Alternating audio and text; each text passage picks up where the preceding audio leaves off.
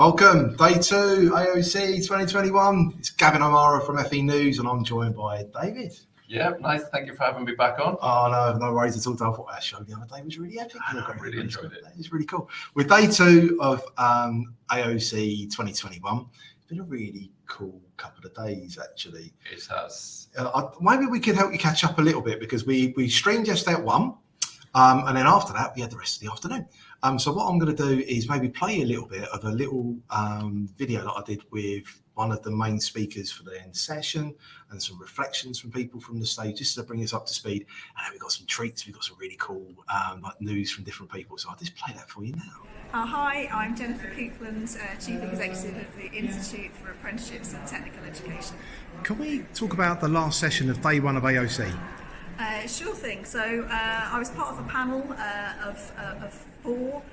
So Andy Berry from Somerset, Keith Smith, the Director of Post-16 Education in DFE, and Joe Saxton, who's the new Chief Regulator from Ofqual, and myself being interviewed by Justin Webb, so no pressure.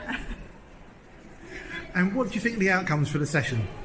So we were asked to have a bit of a pre-think about, what we thought our vision for the skills system 2025 was going to be about.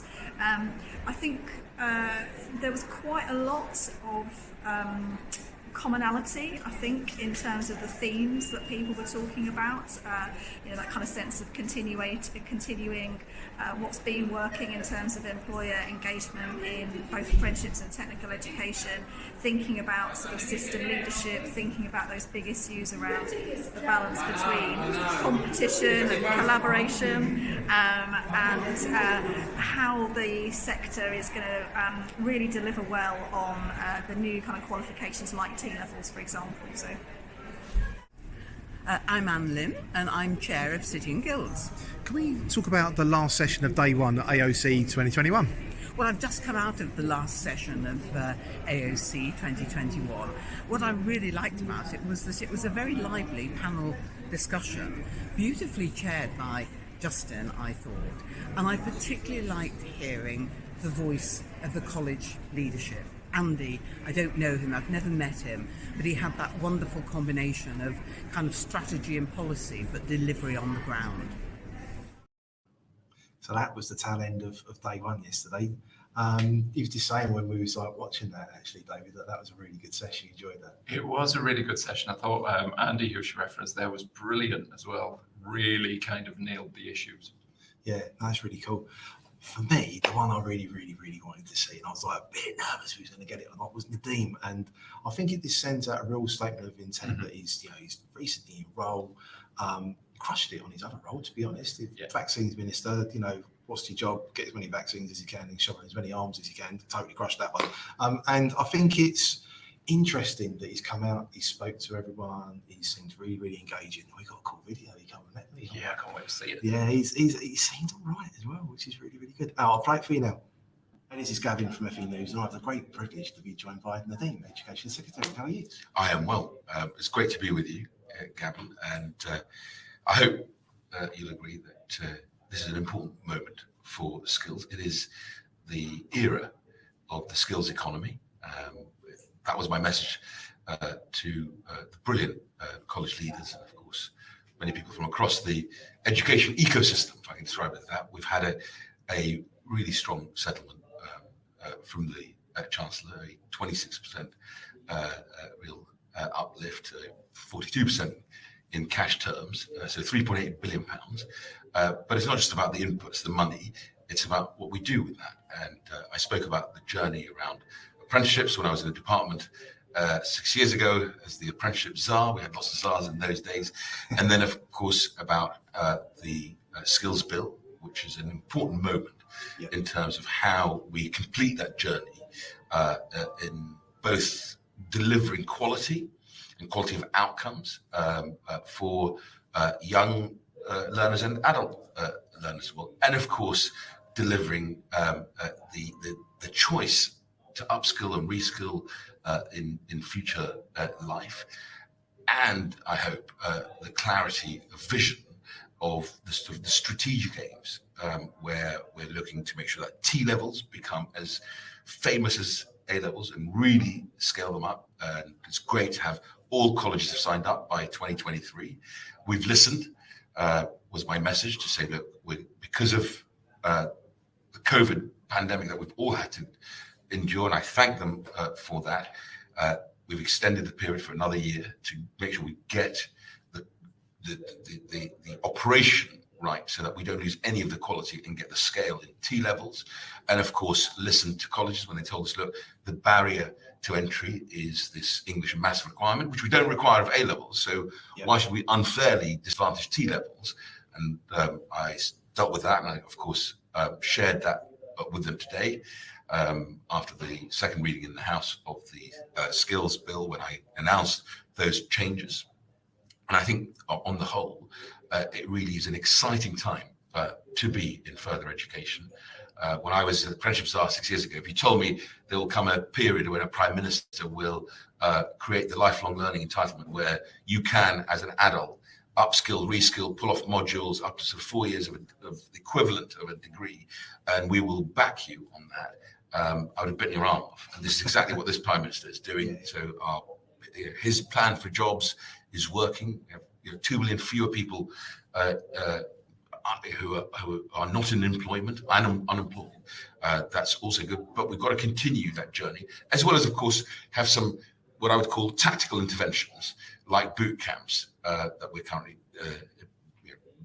scaling up, that will end up, I think, being very much part of that sort of cultural shift and a longer term building block for that sort of strategic vision of where skills need to get to in our country, so that actually everybody can navigate the skill system as easily as they do in Germany or in Switzerland or elsewhere. We've got 12,000 qualifications at level 3 and below. Our nearest competitors got about 500 or fewer. So I think the sector certainly feels ready to come on this journey. It is their journey. They are the team. I am their champion, and that is what I promised them I will do. I want to go into that in a little bit, in a lot more detail. I liked it. I thought he was really cool. And he started his speech with reflecting on how he came to the UK when he was 11. He's a refugee from Iraq. And so, look, I can be in this position. That's inspiring. It's a powerful message, isn't it? Yeah. Really powerful message. I think I liked him. I've met a lot of education, so I've been doing this too long. I liked him a lot. He talked about ecosystem, loving that. And I think what is quite cool is that we got a little video from some quite significant parts of the ecosystem. If you want to play that, then let's have unpack it as we like to do. But I just think it's interesting that he's come. I like his story. His backstory is cool. What he spoke about was cool. It's whether or not he delivers, really. But I think he will. I like him. Let's play this vid. Hi, I'm David Hughes from the Association of Colleges. We've just been listening to Nadhim Zahawi talking on stage, and he did a really authentic speech, and he talked about colleges. He talked about our sector. He talked about the partnership he wants with our sector. He talked about us giving him the evidence that led to the T-level English and maths issue being taken away. He talked about how he wants to work with us and look at the evidence. And as Secretary of State's go, that's what we want. We want someone we can work with. And backstage, I had a really good chat with him about that. He wants to work with us. And do you know what? I think the really important thing is he knows that he needs to work with us to achieve what he wants to achieve, and that's right. In partnership, as part of an ecosystem, DFE, ministers, officials working with college leaders, getting it right for students, getting it right for the labour market, getting it right for the economy and communities. That's what it's all about. And even more importantly, he's a man who really understands learning. He talks about his own story with passion, and he loves students. I've seen him with students, and he loves talking to them. So I think this is a man we can work with. I'm really excited. He said to us today he wants to work with us. He wants to be our partner. He wants to collaborate. He wants to co-construct the future. I think that's really good news for our sector. I think we're on the up. I think it's a really good future for us. Hi folks, Tom Buick here, Chief Exec of the Federation of Awarding Bodies. Delighted to be here at the AoC Conference in Birmingham. And particularly pleased as well that last night in the House of Commons, the Secretary of State, Nadhim Zahawi, announced a 1-year delay to the defunding of level 3 qualifications. Now that's really important because it means we can get the rollout of T-levels right. Still only less than 2,000 students are on T-levels. It means they won't be now fully implemented until 2025. But it also gives my members, the Federation of Awarding Bodies, awarding organisations, the chance to ensure that their vocational technical qualifications, the ones that are good at progression and outcomes like BTECs and Cambridge Technicals, that there's a place for them potentially as well in this new landscape. If the Secretary of State comes good on his word, it's all about outcomes, evidence and opportunity, and that's something both here with college leaders and providers, but also with the AOs, we'll be carrying on that conversation as time goes on. This was, we're live now, but this is on the fly. And Jane, I'm sorry, I kept seeing it. This kept waving. I know he's with people. What was interesting to be able to get it from we talk about ecosystem, training providers got to mention. And I think there's so many times where we've been talking about ecosystem and talking about the wider sector. There was no mention for training providers. And he mentioned, again, it's a stat which AELP will back up on stuff. 30% of apprenticeships are delivered within colleges. Where's the rest being delivered? And it's obviously part of the wider ecosystem. And I think that's cool. He's thinking that way. Do you know what I mean? He is. It's that kind of that joined up approach. I think the key takeaway for me is that kind of that collaboration. He wants to collaborate. That's how it comes across anyway. It's that, he's looking at the evidence, he's looking at the impact. He wants everybody to be involved and move it forward. Yeah, no, definitely. And what I think is cool is he sort of pre-brief. We get our pre-briefings as media, getting insights and this sort of stuff. He's talking about a new age of skills and a new spirit of optimism. I feel optimistic. Do you know what I mean? I think we can actually, as Dave said, we can work with this guy. I think he seems all right. Yeah, absolutely. And I think that generally in the room there was that air of optimism. Like you said, he's here. Yeah.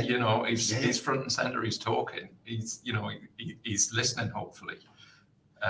But yeah, absolutely. I think it's great to have him in person. Yeah, I think it's really, really cool to have him in person. I think it's also some of the stuff he's talking about as well made total sense, which is quite cool because sometimes I've been like, I don't get that. Over the years, I've met a few, he's talked about having a double-edged sword on the strategy, really. So he's looking at data, and he's looking at being all very agile. He didn't use the word agile, but that's what he's doing. He's like looking at different ways that you can sort of build things. Delivering on what's the immediate needs for now, but having a long-term strategic plan. Yeah, love that. I mean, how often have we had that? Exactly, and how you link the two, and how you join it all. So I think that's the key part as well. What can we learn from the short term, which will influence the longer term? Yeah, 100%. And I think he also recognised the economic impact of skills, and skills economy. Exactly. And with ONS figures come out, I don't know what day it is even this week. That's again highlighting skills gaps. What it's like sort of going to be like sort of driving us forward is going to be the skills economy and how we get there. Yeah. And he referenced the regional pilots that they want to learn from. He referenced the kind of the artificial intelligence. He referenced reading. And Dan in Cornwall as well. Very cool. Yeah. And I think both together, I think is really interesting. And when we're sort of going that next stage, because this is the now stuff, that next stage of when you're sort of to blend that together, interdisciplinary, do you know what I mean? I think around like how you can be looking at AI, machine learning, augmented reality, along with green skills and green tech. Cool. Hopefully, it's not just talk about this. I'm really hopeful now. I think it could be really cool. Yeah, exactly. That's the thing that we've got to hold him now to account. We've got to hold him to it's been this positive start. So actually, let's build. Let's keep him to account. Yeah, I agree. He's also talking about leveling up boot camps, looking at ways to be able to engage with people, understanding how it's not just skills economy, but it also helps everyone to be able to then grow and progress and be able to move forward productivity. I like this guy. It made loads and loads of sense. I know they have advisors. I know it's all this sort of other stuff going on. It was apprenticeship czar, which has got the coolest name in it. I don't know what name, but he's got background. He's got understanding. He does as well, and I like the fact he referenced adult learners as well. Yeah, we know young learners are so important, but adult learners are too. It's their journey. We need the skills system to be able to support adult learners. Yeah, definitely, and it's not easy to scale back on stuff as well, and to listen and adjust. Mm-hmm. That takes courage. That's brave. Yeah. Do you know what I mean? And I think it's great that he did the announcement about, rethinking around sort of level 3 T levels, all the rest of it, about to get things ready. Is it ready? No, I've listened. That was courageous. It is, and I think it's incumbent on, for example, for us as an awarding organisation to look at that data. What evidence can we gather? What data can we gather? How can we get that to them? How can we show the impact that some of this has? How can we show that kind of evidence and impact? Yeah, 100%. I just think also, you highlighting spending reviews. Obviously, got he didn't smash it as vaccine vinegar, did he? Absolutely, he totally did it. So he's going to have good favour with, like you said, Prime Minister is actually really dead keen on skills, and also a Chancellor is also dead keen on skills and also employability. I don't know. That's really exciting. That's key, though, isn't it? It's that relationship with the Chancellor and the Treasury. Yeah. Kind of unlock that funding. Yeah, definitely. And Rishi is very passionate about this, or he's showing that he is and stuff. I'm excited. Yeah. Is it a new era? Please let everyone. The message, though, that he wants stability for the sector, I think that's really key as well. I think he's recognised that there's been kind of ups and downs, bumps in the road, but actually to have some of that stability, moving forward, it's what we need. Yeah, 100%. I'm just trying to future-proof FE for decades to come. That was his actual line. Me throwing pens around. You can hear that on the mic. But that's a really cool way to be looking. He's looking at legacy. He's looking at he's horizon looking. I don't know. I'm excited. I don't often sort of get like, I've heard a speech from an education sector. I'm like, about a place. I think it's good. Yeah, I love the line as well. I think just looking here, kind of rather than just to say to fuel, it's the green fuel to turbocharge the skills economy. So referencing that green element in there as well. Yeah, no, definitely. I really liked him.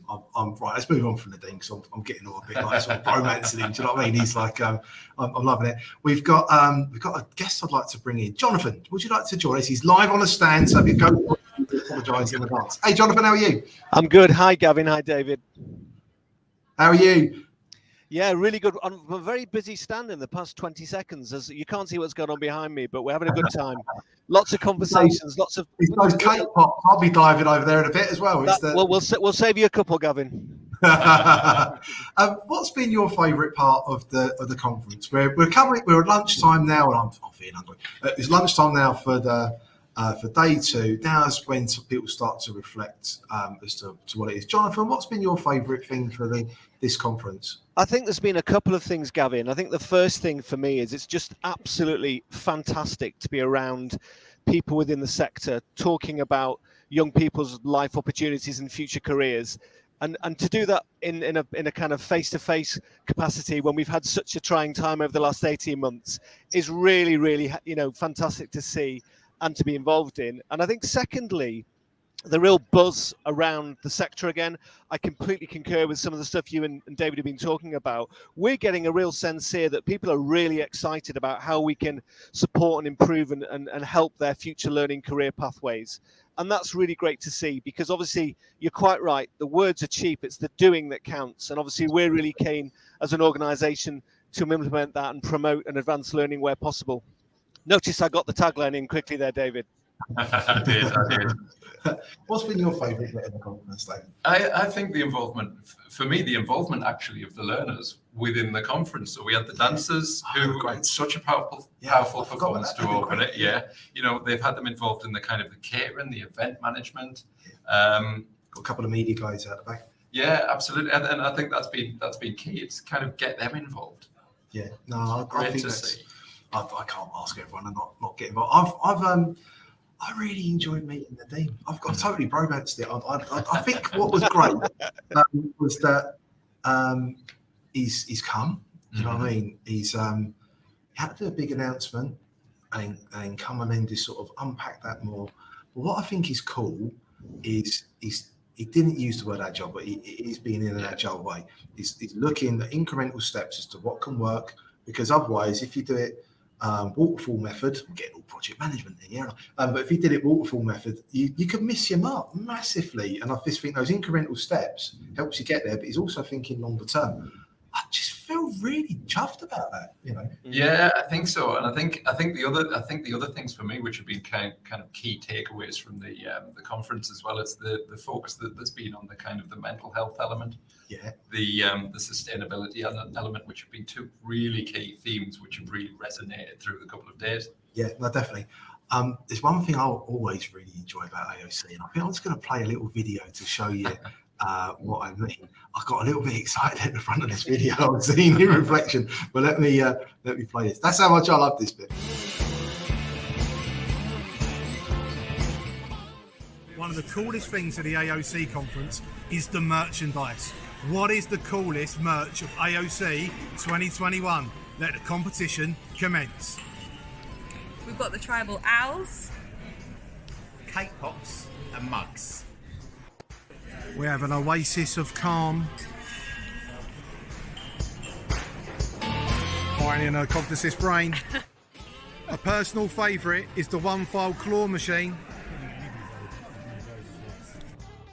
ITS have got balls. I couldn't help that last line. Sorry about that. What's been your favourite merch? Oh, well, I've got to say the NCFE cake pops. I think they've kept me going. But I also like the Aptem pigs, the kind of the squidgy pigs, the stress pigs. I quite like. Yeah, I like them. Okay, Jonathan, what's been your favourite bit of merch? I have to say, Gavin, your comments about the one-file claw grabber. If you think about you're trying to attract people to come and talk to you, what a fantastic way of getting them to stay and then be really competitive to try and win something. I thought that was genius, and I think something, David, we might look at for the future. Definitely something we can learn there. Yeah, and I want to say thank you, team. One File, one of the guys on the train station, and I've come here on my own. They took me out on the first night. Made me feel very, very welcome. Thank you, One File. I personally, I think everyone comes for policy and wants to better hear the big announcements. The second thing people ever say, I don't know about you, is what merch they got. Yeah. I just wanted to throw that in. It isn't being irrelevant to the it is a big part of the thing. It is exactly what we were saying. The suitcases are always heavier on the way back than they are on the. No, going home with a bag of goodies for your friends and family is what it's about sometimes, isn't it? Yeah, no, definitely. If you was to sort of wrapping this all up, if you was to dream and dream big, what would you want to see as outcomes from today and sort of driving things forward? What do you want to see that? I really want to see that kind of collaboration continue. I think that's that's absolutely crucial. And I think seeing actions and outputs, let's hold people to account. The talk is fantastic, and we're motivated, but I want to see actions and outcomes. And I really want to see more opportunity for young people, for adult learners to be involved in the consultations. On any changes that they make, this impacts them. They've got to have a voice. So that's my think big. Yeah, no, that's cool, because it's really good that you highlighted about there was an opening. Well, I said it yesterday. There was an opening sort of performance, and it was a dance performance, and we've all seen those, and they're like, yeah, that's great.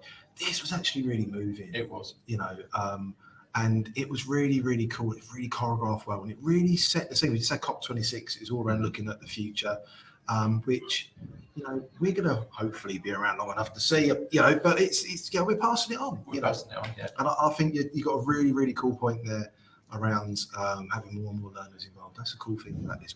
Jonathan, what would you, if you could dream big, what would you want to see? I think going back to David's point, what we're trying to achieve here is to try and provide that community collaborative approach where we've got 2 ears and 1 mouth, and we use them in that order, and we ensure that we get the outcomes that really matter to people rather than just tick a box and go through the motions. We actually provide real impact, real energy and passion and enthusiasm around the outcomes that those learners can achieve. And I think we can get together and do that across the sector.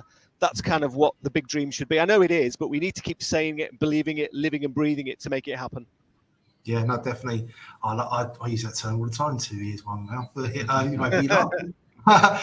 For me, I think it's really good that we've had the word ecosystem, sometimes ecosystem, but ecosystem used a lot, and it's key. We can't do this alone. You're right, 2 ears, 1 mouth. We all need to be able to listen to then to be able to sort of go for it. I think it's really, really interesting that I'm going to go back to Nadhim. I love Nadhim. Like it's interesting. He talks about awarding. He talks about college. He talks about employer. He mentioned the word training provider. I mean, how often do you hear that? It's the ecosystem. We've got to be able to do this all together. Plus, also all the different separate parts around sort of employability to then progression into HE. It's so much more. And I'm just holding on to that. Please, let us be real. Let us be real that we're going to look at data. We're going to be intelligent about this. We're going to move forward.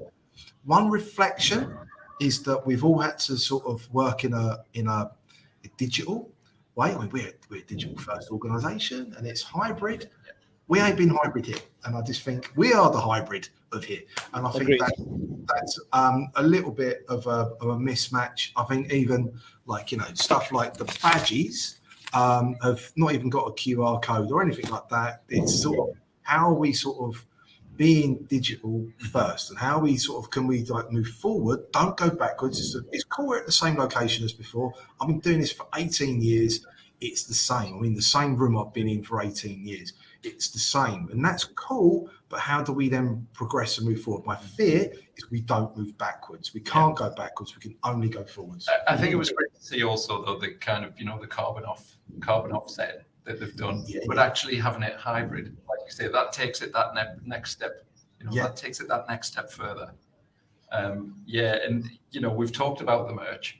Again, though, it was noticeable that there's less and less of that. We've got that sustainability element coming through. Yeah, I was talking to a friend of mine who's got another stand, and they were saying they're limited what merch they can do because of looking at sustainability, and I think that's right, and it's the right way to sort of go. But I just think it's my only fear is we've got to go forward. The past is gone. We must draw a line underneath it, and that was all cool. We can't throw it up, screw it up, throw it away.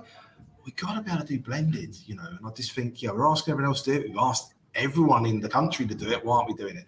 And I just think, we cannot go backwards. That's my one and only fear for this. We've all got to learn. We're all learners. Yeah. And totally, every day, and I just think it's interesting. Jonathan, final reflections. What do you think about AoC driving forward, looking back? What's been your reflection?